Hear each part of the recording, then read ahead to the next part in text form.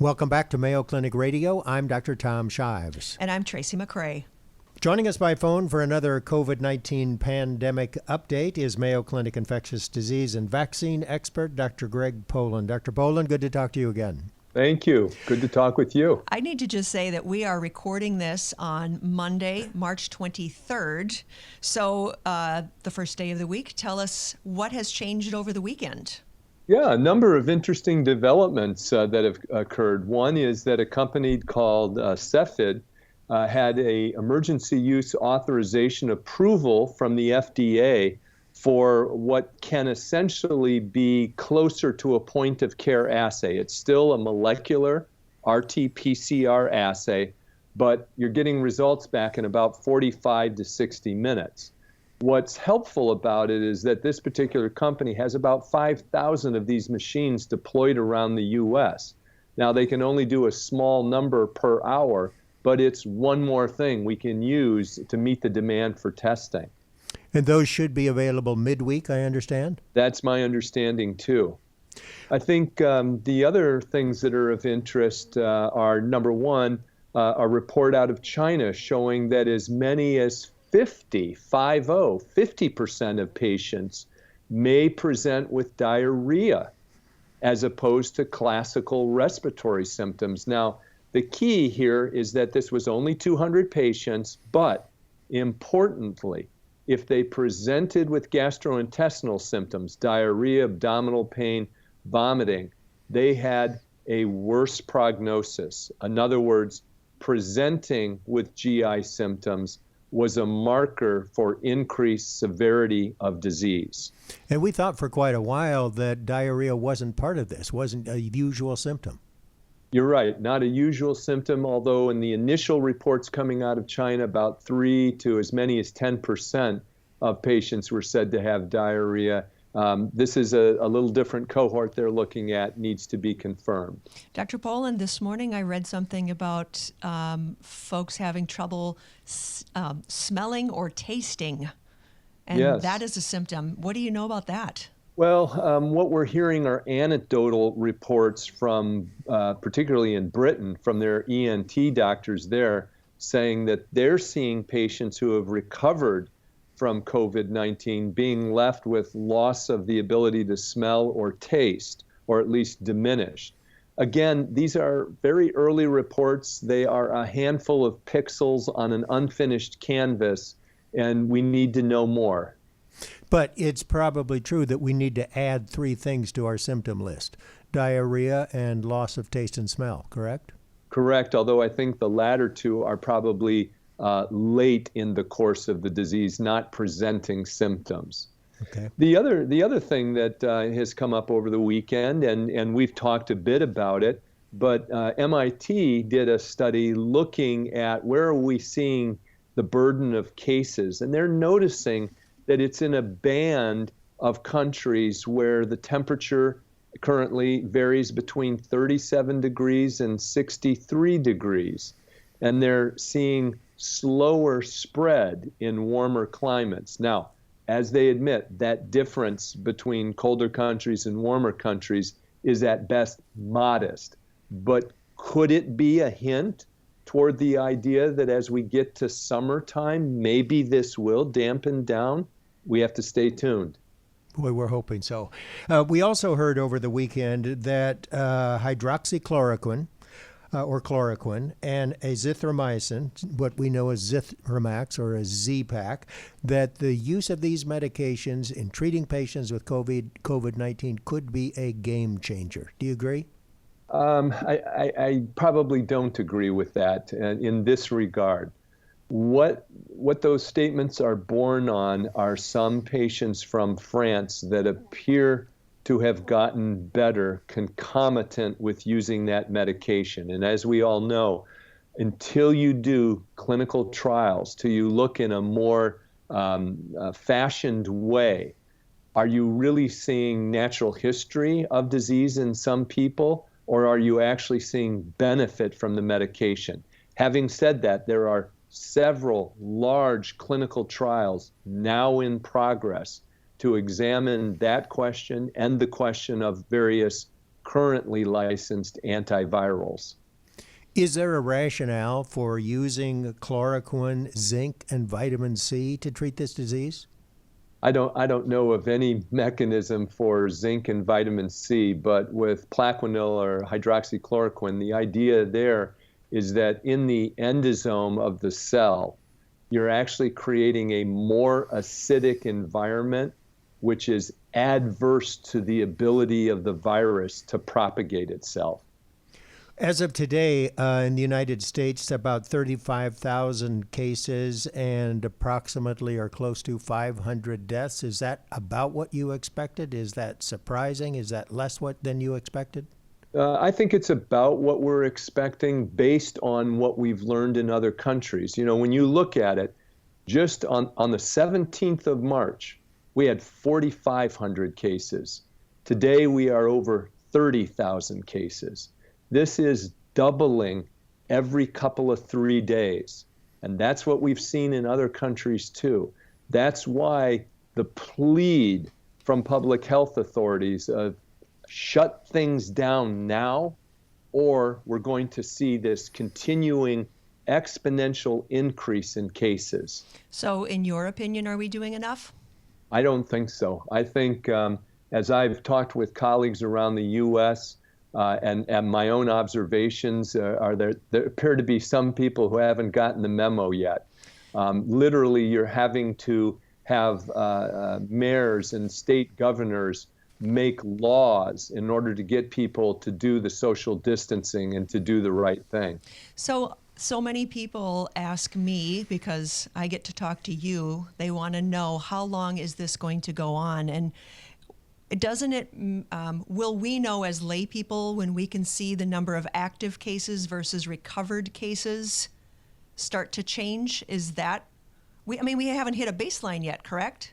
Correct. And here's the thing that's really hard for people to understand, because they want to take what they see right now as predictive of the future.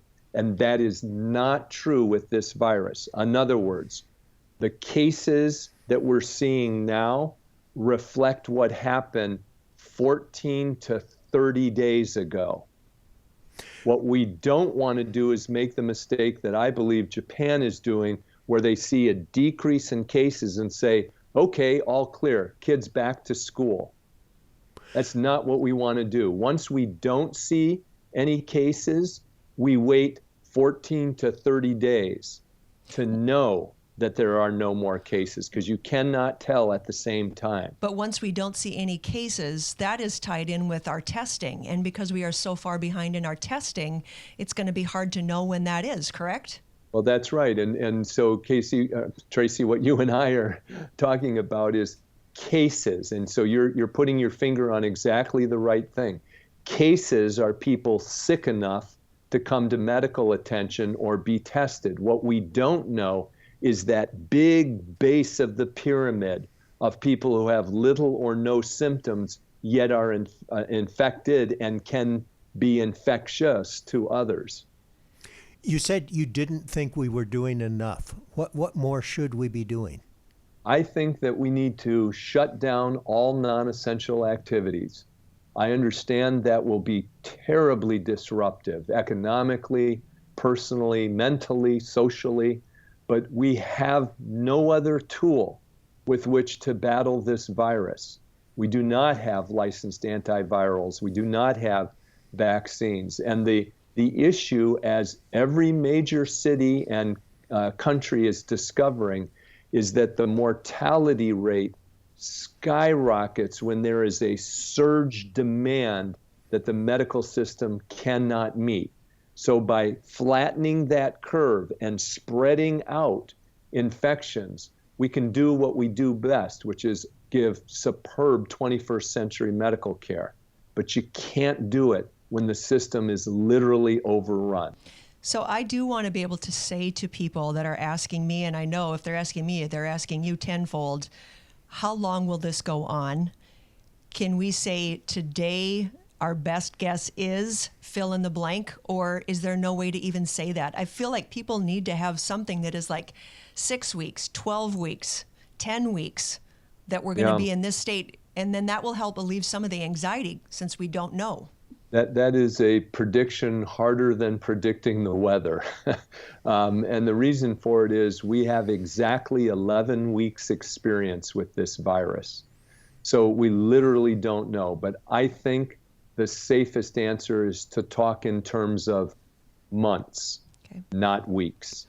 This virus seems to be particularly stressful for people, and I know there are multiple reasons for that because we've never seen it before mostly, and we don't know how long it's going to last.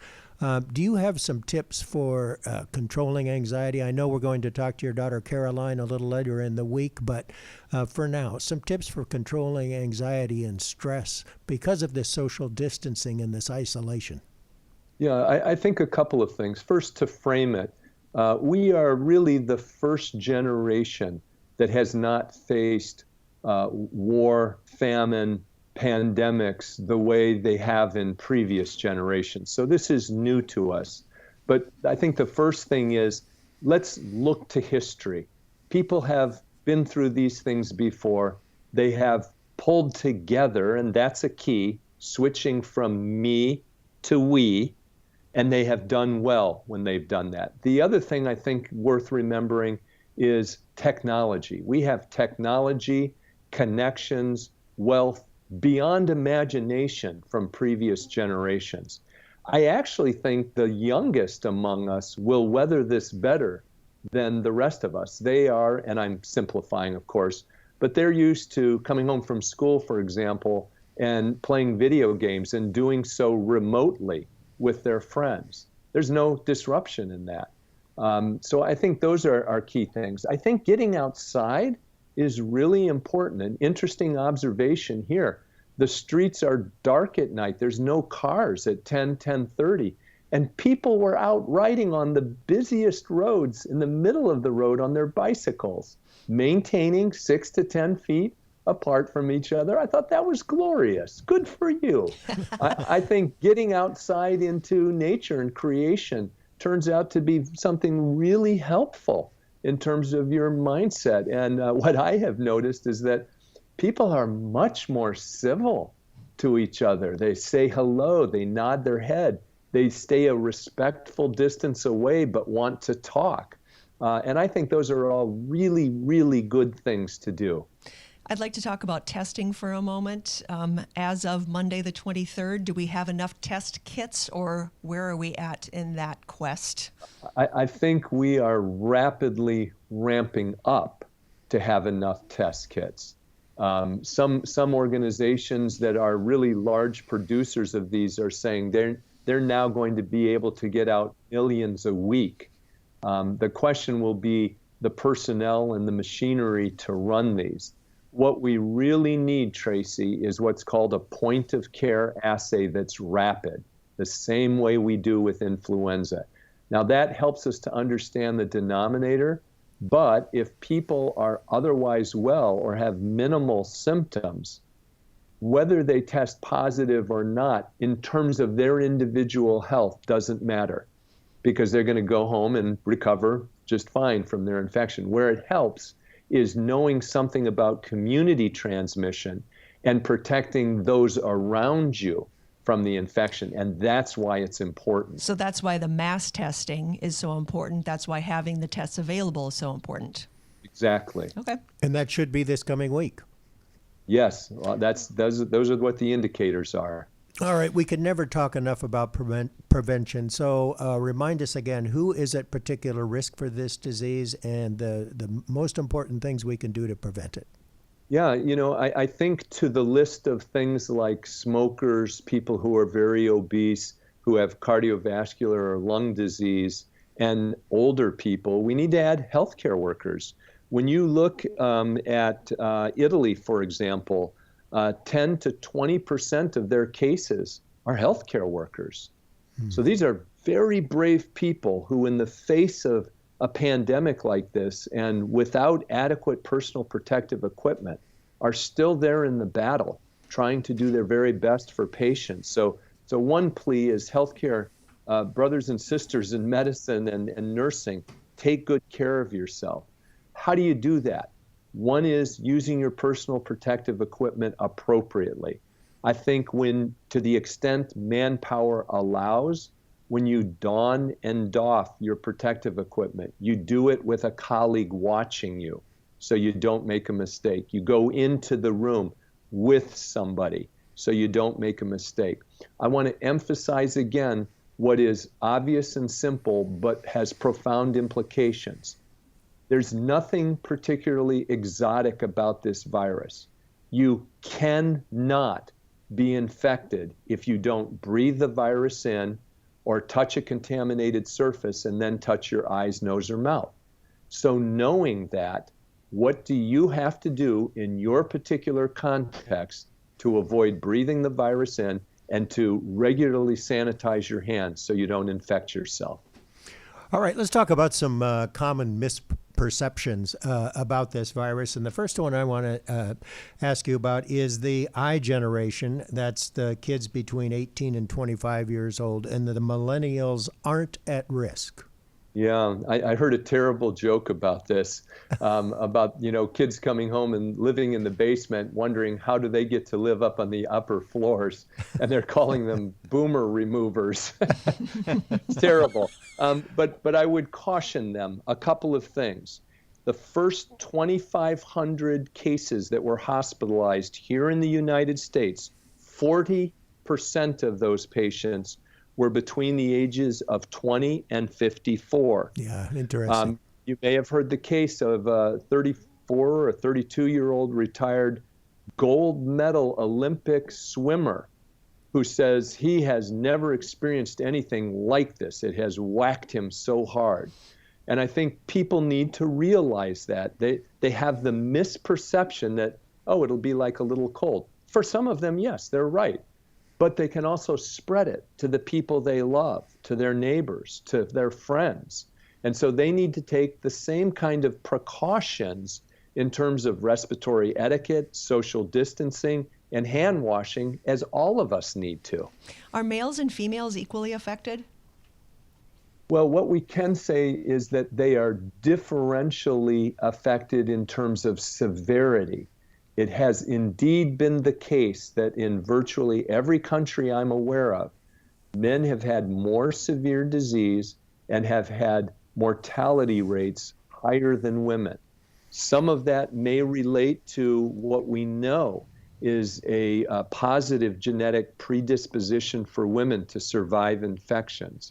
The other thing is men tend to engage in riskier behaviors, including, for example, smoking. Which is a major risk factor for complicated disease here. Thanks for all the great information every time we talk to you. And we always like to ask as we finish up, what is your best advice for people and their families at this point in time in the pandemic? I really think that what people have to do is seriously assess their context. If you have a immunocompromised child or other family member, you have to take precautions that are much more restrictive, if you will, than say in my family. So I think you cannot be strict enough about social distancing, hand washing, and respiratory etiquette. And I think the other thing is ever since 9/11, the CDC has told America, because of natural disasters, pandemics, whatever it would be, you need to be able to take care of you and your family in your home for a minimum of 30 days. Now, that's not to be panicked. It's to say, be prepared. Do the logical things. Take science into account as you look at your context, and take seriously those things and do them, and you'll do well. Do we know if we have been infected and then recover? Are you immune? Is that immunity level there? Have we found out that information? Surely you can't get this twice. Yeah, well, that's a really good question, you guys. And here's what we can say. With the seasonal coronaviruses that regularly circulate, that immunity lasts in terms of months to a year or two. Will that be true with this? Again, we only have 11 weeks experience, but the concern is, based on what we know, about coronaviruses. So these are human beta coronaviruses. Immunity seems to not be long-lived. Okay. Will that turn out to be true with this virus? Could you get infected again if it, say, circulates again next year? Just don't know yet. We'll have a vaccine by then, won't we, Doctor? I'm hoping, but think of another public health emergency, Ebola. That took 6 years. We're going to do better. Dr. Greg Poland, infectious disease specialist, vaccine expert from the Mayo Clinic. Thanks so much again for being with us. My pleasure.